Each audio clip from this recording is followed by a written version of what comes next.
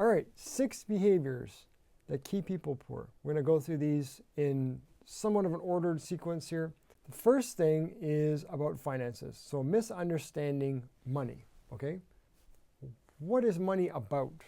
What do I do with it? So people who are generally poor, we'll say, including unsuccessful business owners, this is where I'm getting at because that's who's listening to me is business owners, right? So if you're struggling, some of these mindsets may apply to you. And I would encourage you to just look at these honestly and look to flip that, right?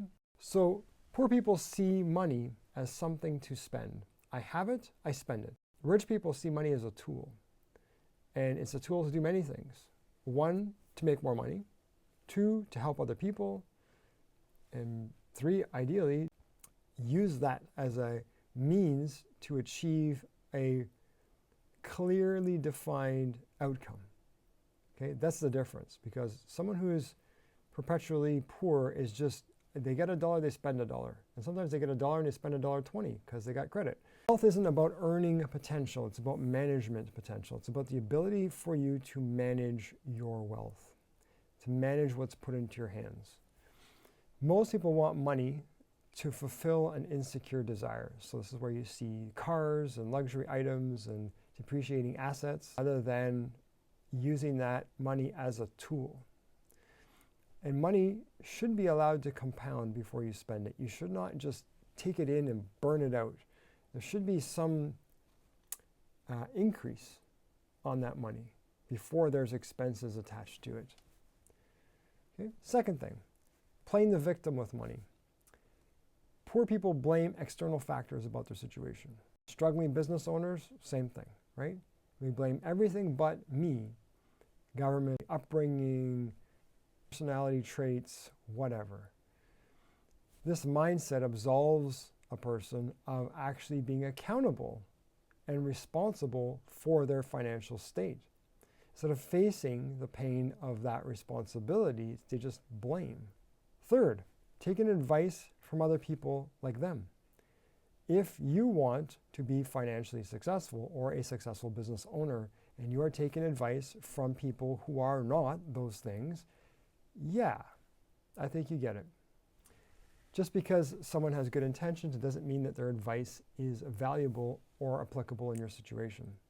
The quality of advice is only as good as the advisor is giving it to you. And if they haven't achieved the thing that you're trying to get advice on, find a new advisor.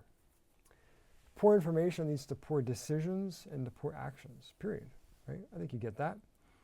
And your financial mentors should have demonstrated some level of success in what they're advising. If they've never done it, if you have a financial advisor who doesn't earn anywhere near what you earn as a full-time practicing dentist business owner, or they have never seen the amount of money that you're investing in their own portfolio, think about that.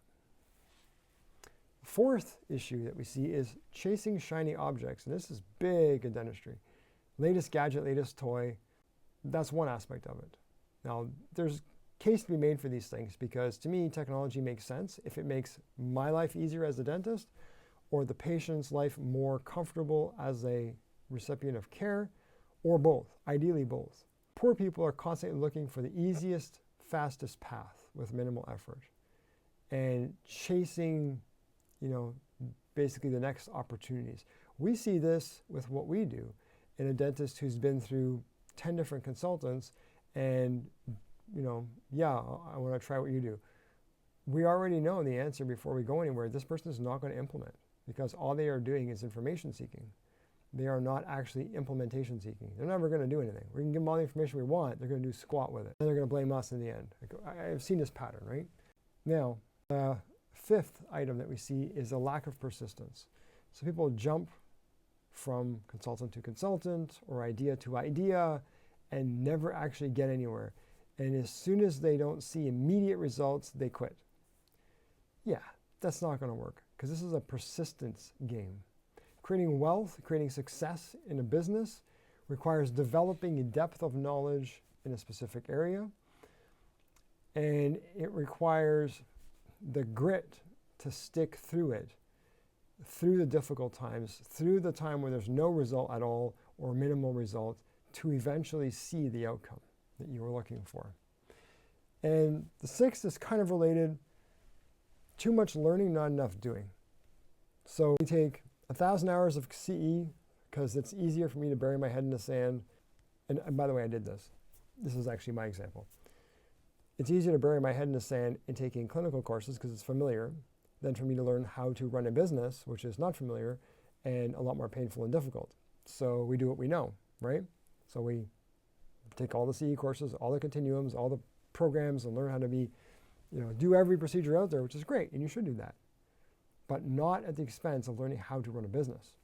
Consuming content, even this video, if it doesn't create action or progress for you, is a waste of your time. Yeah, education can become a form of procrastination. So if you overload yourself with information, you're just going to become paralyzed and you're not going to actually do anything. The key is to learn a little and implement a lot. We tell people as they go through our programs, and our programs are huge, cavernous, there's so much information, but we tell them, just do one thing at a time, one foot in front of the other. What you learn, you implement, then you move to the next thing. Don't try to just run through it buffet style and then get to the end and be like, oh, we didn't do anything. Because I've seen that too. You need to actually implement what you're learning. So again, even this video, if you've got this far, what did you take from this? There must be one thing that you heard that stuck. Go do that. Turn this off, go do that now.